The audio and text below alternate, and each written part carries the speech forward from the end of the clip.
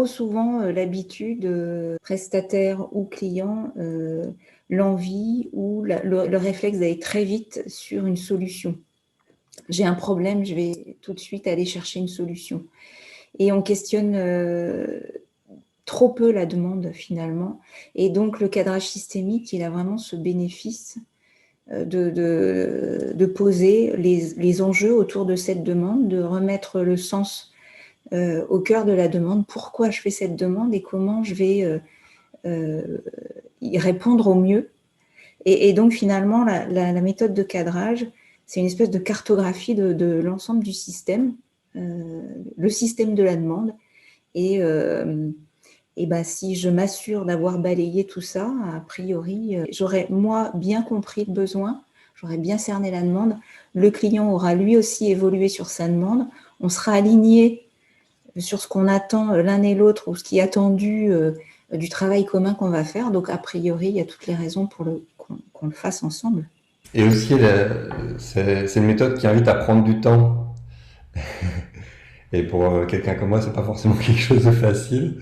Avec cette intention-là de vraiment la creuser, et à la fois de notre côté d'avoir tous les éléments, et aussi permettre à l'interlocuteur qu'on a en face de nous, à lui-même se plonger dans sa question, peut-être un peu plus loin que ce qu'il l'a déjà fait. Je peux dégainer ma grille, elle est toujours prête sur mon Mac. Et voilà.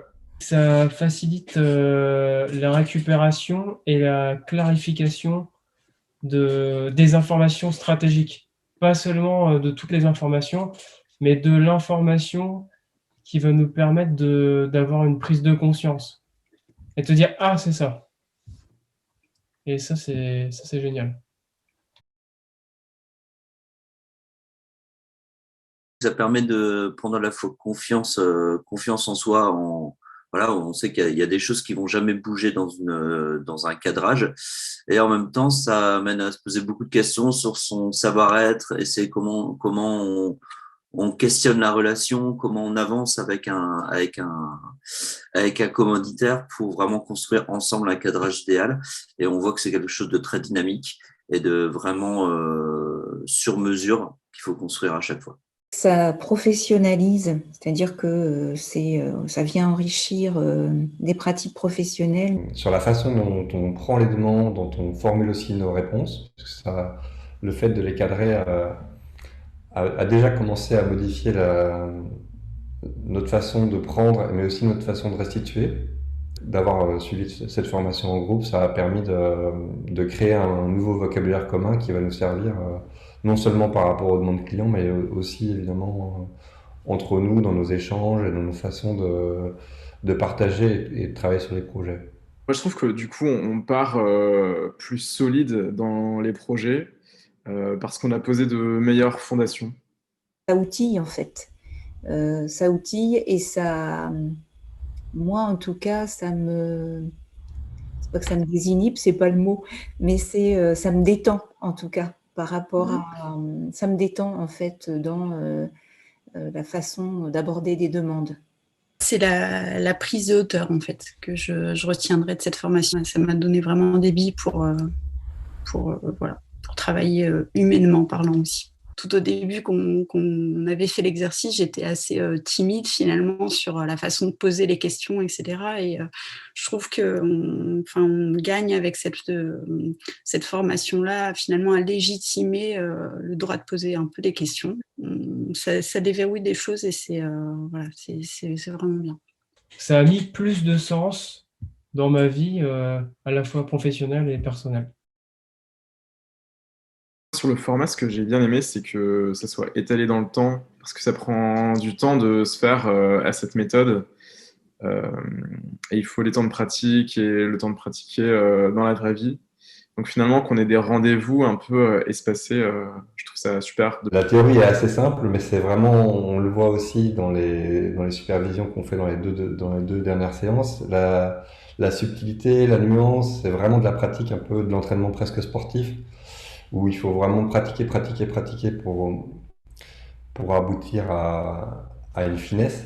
Donc voilà, l'agencement entre des petites briques théoriques de l'exercice directement mis en pratique des échanges sur ce qui a été vécu, et puis après des supervisions, ça permet d'approfondir à chaque fois d'un niveau en plus la compréhension de la logique, de la méthodo, mais aussi de la finesse que ça demande derrière pour aboutir à quelque chose de naturel.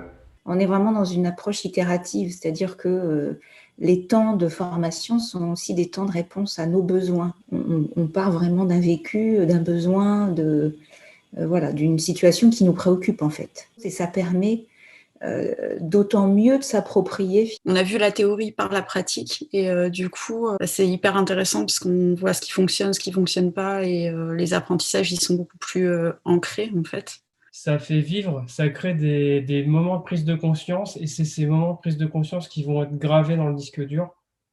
Et c'est ces moments enfin, et du coup, et c'est constant en fait, c'est tout le temps. Ce qui fait que de manière systématique, on intègre tout ça. Pierre, c'est quelqu'un de zen. Quand il prend la parole, c'est du coup tout à coup très, très pertinent puisqu'il a le recul en fait nécessaire voilà, pour dire les choses vraies. J'apprécie chez Pierre d'abord le calme, une espèce de sérénité qui met très à l'aise aussi, qui te permet de t'exprimer assez librement parce que tu sens que ça va être sans jugement et sans haussement de voix. Enfin voilà, c'est jamais shame on you. Donc, ça me paraît vraiment important quand on est dans une démarche d'apprentissage. Je pense que c'est quelqu'un qui connaît très bien, en tout cas qui a une vraie écoute, qui est très bon dans la relation humaine et qui sait aussi aborder un groupe. Et un groupe, c'est quand même un ensemble d'individus avec ses différences, ses particularités, etc.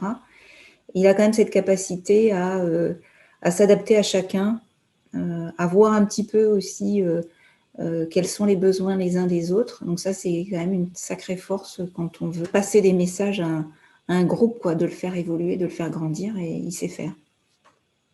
On sent aussi chez Pierre les années d'expérience et les expérimentations qui ont mené à aboutir à ce cadrage systémique.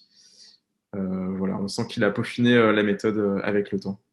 Il est aussi très modélisant sur la reformulation, le questionnement, l'esprit de synthèse, le rapport au temps, le rapport au corps. Donc pas mal de points sur lesquels finalement, au-delà du contenu, ou vraiment pour donner chair au contenu, il y a une modélisation qui est super apprenante, je trouve. J'ai vraiment apprécié la justesse sur tous les plans en fait. On s'ennuie pas. Voilà. C'est systémique, mais pas robotique. Je recommanderais cette formation à tous les consultants. Moi, je suis moi-même consultante et je trouve que c'est parfaitement adapté.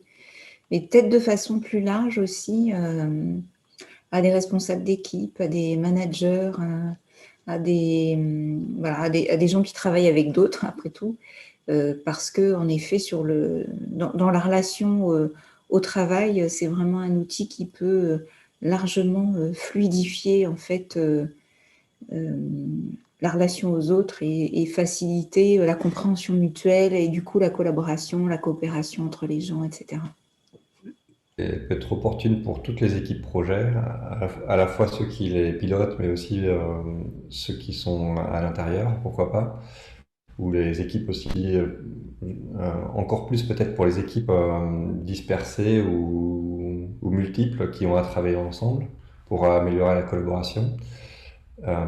Deuxième cible, ça pourrait être les personnes en charge du commerce dans une entreprise, puisque ça permet aussi de travailler la prise de brief et la réponse, de l'amener à un niveau supérieur. Aussi les personnes qui font de la facilitation, des consultants ou de la formation, parce que ça permet aussi finalement de mieux formuler notre proposition et au-delà de cadrer la demande, une demande entrante, ça permet aussi finalement de cadrer et de rassurer sur une proposition qu'on fait ou un moment qu'on va partager ensemble. Pas mal de cas où ça peut être opportun.